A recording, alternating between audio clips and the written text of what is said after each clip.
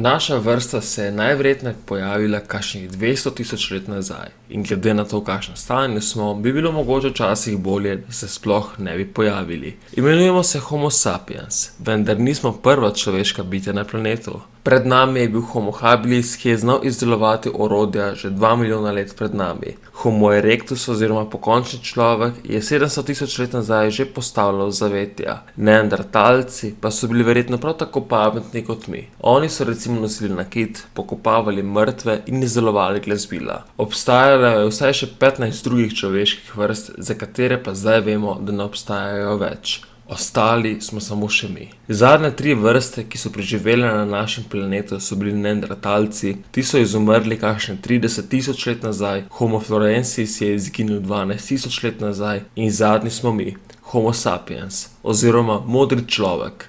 Tisti, ki razmišlja. In če niste opazili, smo še vedno tukaj. Torej, tukaj se pojavi vprašanje, kje so ostali homonoidi, recimo neandertalci. Oni so bili veliko večji od nas, močnejši in zagotovo so bili močnejši, no vse zadnje so lovili mamute. In veliko pred nami so naselili Evropo, že v zgodnji ledeni dobi. Imeli pa so tudi veliko večje možgane in malo drugačno lobanjo. Torej, zakaj jih ni več? Mogoče je bil dobri stari neandertalec že mogoče pameten, vendar smo Homo sapiensi imeli skrivno orožje in temu se reče uporaba jezika in tvorjenje besed. Dar govora je lahko dober za upravljanje, kreganje in pogovarjanje, vendar ga lahko uporabiš tudi za kaj drugega, in sicer za organiziranje. In prav zaradi tega smo Homo sapiensi preživeli. Neandertalci so potem, ko so naselili Evropo, najverjetneje hodili po gozdovih, ubili kakšnega mamuta, vse dokler se pred 45 tisoč leti mi nismo pojavili iz vzhodne Afrike. In samo 5000 let po tem srečanju jih ni bilo več. Vse smo pobili. Poleg tega, da smo ljudje znali govoriti, smo začeli kasneje postavljati prve hiše, dobili smo socialno kompleksnost, na koncu pa smo še udomačili kužke za pomoč pri lovu in tako smo postali močna sila. In tako se je nadaljevalo skozi generacijo v generacijo. Bili smo napiralci in lovci. Zemlja je bila pogosto nerodovitna, podnebje je bilo velikokrat neprijazno in povsod je prežala smrt. V bistvu ni nikoli nič kazalo na to, da bomo razvili civilizacijo. Ampak ni bilo vse tako slabo. Povprečni delovni teden je trajal 20 do 40 ur in njihova prehrana je bila raznolika. Sadje, zelenjava, žužki, srna, vse, kar si lahko ujel ali pa ni tebe ulovilo. In niso bili neumni. Večina plemena je morala imeti osnovno izobrazbo. Torej, kako zakuriti ogenj, katero robiduje te ne ubije, kako izdelati orodje in kako preživeti. To je bila njihova vsesplošna izobrazba, ki pa je bila nujno potrebna. Tako smo živeli več tisoč let, dokler nismo pred 12 tisoč let razvili agrikulturo. Se pravi, kako obdelati zemljo. In kar naenkrat se je pojavilo tole. Če ne najdemo hrane, bomo vsi pomrli. Če boš jedel mojo hrano, boš umrl. Saj sem sit, ampak bom še malo pojedel. In na koncu, kjer smo zdaj, se je pojavila izbirčnost. Recimo, jaz bi pa eno dietno Coca-Colo in brezglutensko pico. In ko smo imeli dovolj hrane, smo šli zgraditi družbo. Kako? Suhi, krhki in ne najbolj močni. Fizično naši vrsti sicer ne gre zavidati, vendar pa zmoremo uporabljati jezik. In če lahko uporabljaš jezik, lahko ustvariš mite. In če lahko ustvariš mite, lahko zavzameš svet. V življenju boste najverjetneje lastniki tisočih in tisočih predmetov, ker verjamete v mit, ki se imenuje denar. Če mi daš kos papirja in če številka na njemu prava, ti bom dal nekaj v zameno.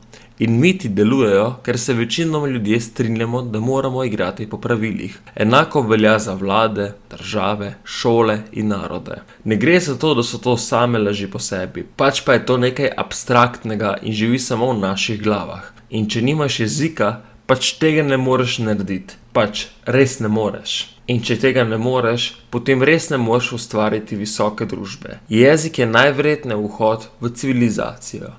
In sedaj si lastimo svet. Vendar kakšna pot je bila?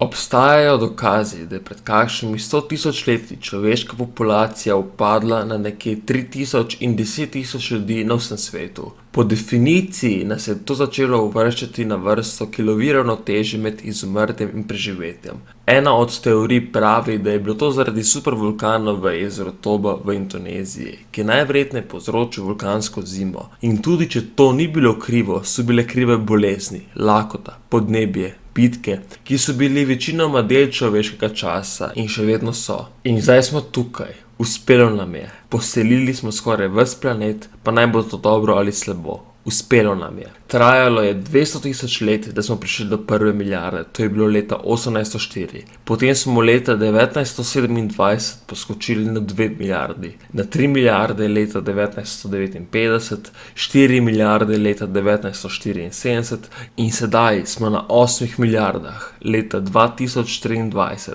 in sedaj smo nepremagljivi. Ukanili smo čas, bolezni, vreme, smrt in predelke. Človeštvo je močno in trdno. Kaj bi sploh lahko šlo narobe? Kaj bi sploh lahko šlo narobe?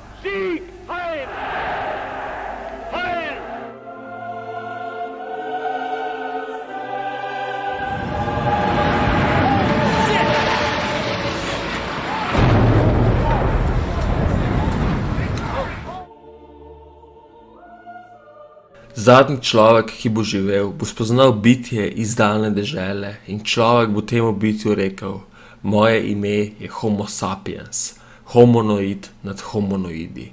Poglej moja dela in jih občuduj. No, ampak vseeno. Leta 1977 smo ljudje v vesolje izstrelili sondo, ki se imenuje Voyager 1, se pravi popotnik 1. Minilo je 46 let in trenutno potuje s hitrostjo 61 000 km/h in nekakšnih 21 milijard kilometrov stran od nas. In na krovu je sporočilo ameriškega predsednika Jimmyja Carterja, 39. predsednik Združenih držav. V sporočilu pa piše: to je darilo majhnega oddaljenega planeta. Na plošči so primerki naših zvokov, znanosti, podob, naše glasbe, naših čustev. Skušamo preživeti naš čas, da bomo nekoč doživeli vašega. Upamo, da bomo nekoč lahko razrešili naše težave in se pridružili vaši skupnosti.